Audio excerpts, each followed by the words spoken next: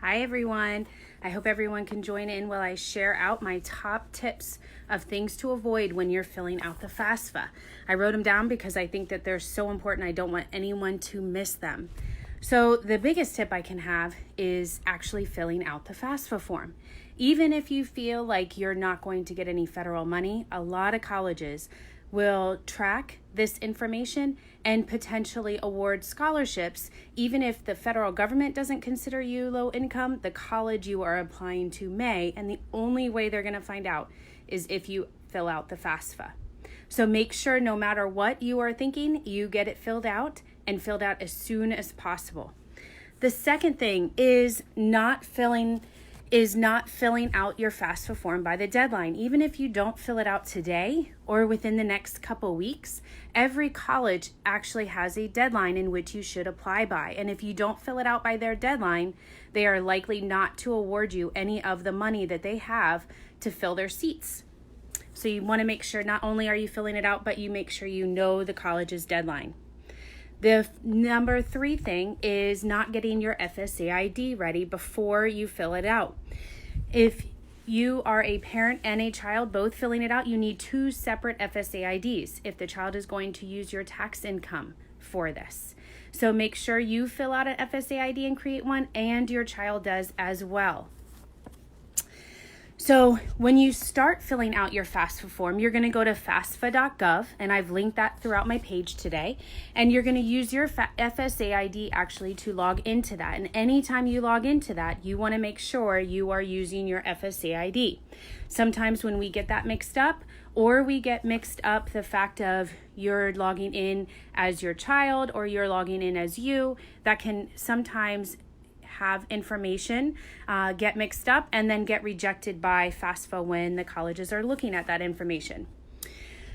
One of the things is to make sure you know how to identify yourself, whether or not you're identifying yourself as the parent or as the student. So FAFSA is going to ask questions about your child, and that's the information. So you need to think of how you're answering each question when FAFSA is asking you information.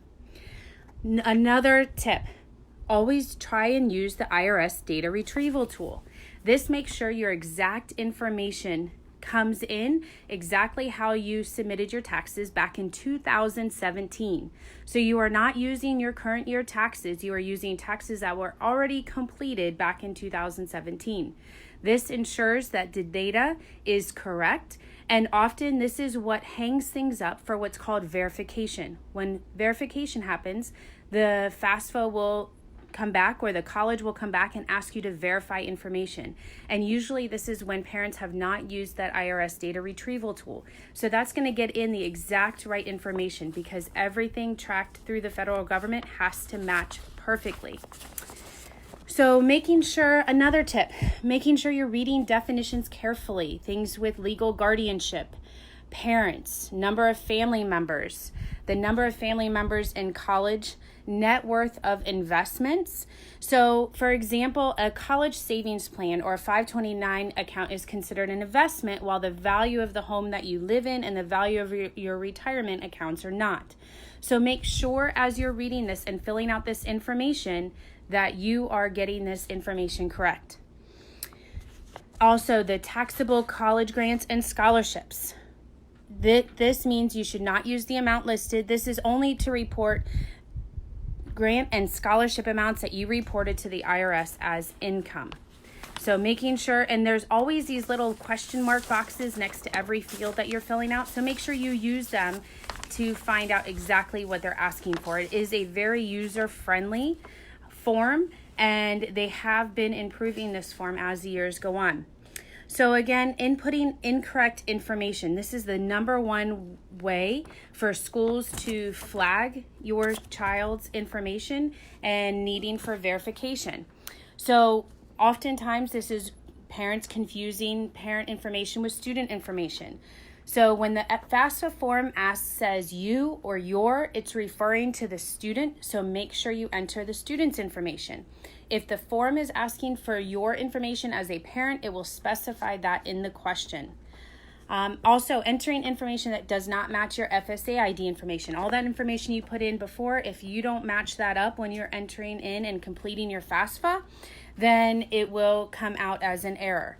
Or your amount of income tax. Again, if you use the IRS data retrieval tool, this will pull in exactly as you need it. If not, there will sometimes be flagged for verification, which is a process that happens once colleges submit the information, once the colleges see the FSA and the SAR report is what it's called. Once they see that information, if there is any information that they feel is in discrepancy with what they believe to be true, they will flag it for verification.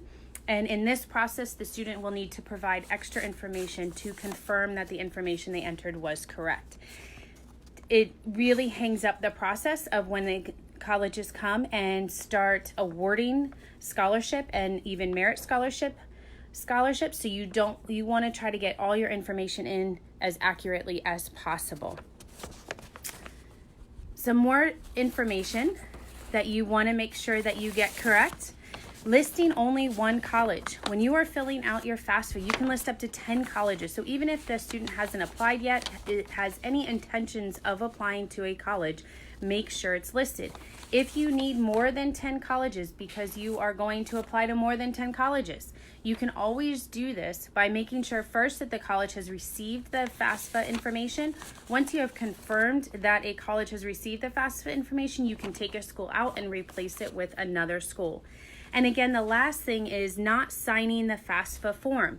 You want to make sure that once you fill it all out, you can sign it electronically with your FSA ID, or there is a way that you can electronically sign it as well, but you want to make sure you actually submit and finalize that information. Again, these are all tips to make sure when you're filling out the FAFSA that it is accurate and correct, so it doesn't get flagged for verification, because that can be a process that can hold up financial aid from the college. And again, making sure you submit FAFSA on time. A little hidden secret that I once had a Florida Department of Education financial person let me know was that colleges will track when FAFSA was submitted. So when they start to go and award merit scholarships or award any money that they have to give out to the students, they will order them by the time or the date that the FAFSA information was submitted. So you want to make sure you always submit that first, because even though the federal government will always guarantee the FAFSA amount, schools and states will run out of money the longer you wait to apply. So again, I hope these tips were helpful. Please go ahead and follow me on this page, on my Facebook page, and on Instagram at Your College Plans Gal. Or if you'd like, follow me on Twitter as well. Again, I hope these were helpful tips to help you fill out your FAFSA accurately. And again, if you have any questions, please feel free to ask and I'll be happy to help. Thanks.